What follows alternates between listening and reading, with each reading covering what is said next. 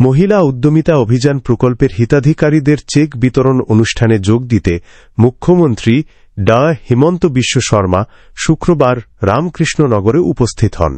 মুখ্যমন্ত্রী বিমানযোগে কুম্ভীর গ্রাম বিমানবন্দরে অবতরণ করে হেলিকপ্টার যোগে বেলা 11টা নাগাদ রামকৃষ্ণনগরের অনুষ্ঠানে যোগ দেন। সেখানে রামকৃষ্ণনগর বিধানসভা কেন্দ্রের 18,000 মহিলাকে 10,000 করে মহিলা উদ্যমিতা অভিযান প্রকল্পের চেক বিতরণের ব্যবস্থা করা হয়। অনুষ্ঠানকে কেন্দ্র করে রামকৃষ্ণনগরে নির্মীয়মান শ্রীভূমি মেডিকেল কলেজ চত্বরে বিশাল আয়োজন করা হয়। অনুষ্ঠানে হিতাধিকারী মহিলা সহ বিজেপি কর্মী সমর্থক মিলিয়ে লক্ষাধিক লোক সমাগম ঘটে। মুখ্যমন্ত্রী হিমন্ত বিশ্ব শর্মার সাথে অনুষ্ঠানে উপস্থিত ছিলেন অসম সরকারের মিন ও পশুপালন বিভাগের মন্ত্রী কৃষ্ণেন্দু পালমন্ত্রী কৌশিক রায়, বিধায়ক বিজয় মালাকার, বিধায়ক সিদ্দেক আহমদ সহ অন্যান্য বিজেপি নেতৃবৃন্দ। অনুষ্ঠানে ভাষণ প্রদান করে মুখ্যমন্ত্রী রামকৃষ্ণনগরের বিধায়ক বিজয় মালাকারের প্রশংসায় পঞ্চমুখ হতে দেখা যায়। 26-এর নির্বাচনে বিজয় মালাকারই টিকিট পাচ্ছে তা আকার ইঙ্গিতে বুঝিয়ে দেন মুখ্যমন্ত্রী হিমন্ত বিশ্ব শর্মা।